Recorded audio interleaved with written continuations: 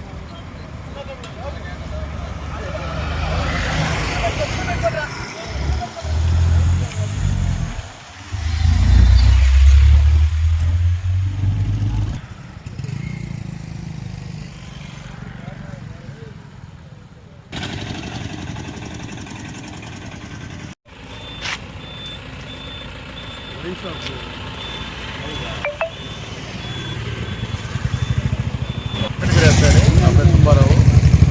ప్రతిరోజు నిర్వహించే వాహన తనిఖీల్లో భాగంగా ఈరోజు మన గూడూరు తిరుపతి హైవేలో వల్లివేడు క్రాస్ రోడ్ దగ్గర వాహనాల తనిఖీ నిర్వహించడం జరిగింది. దీనిలో భాగంగా కాలేజీ, స్కూల్ బస్సులు, ఆటోలు అనుమతి లేకుండా తిరుగుతున్న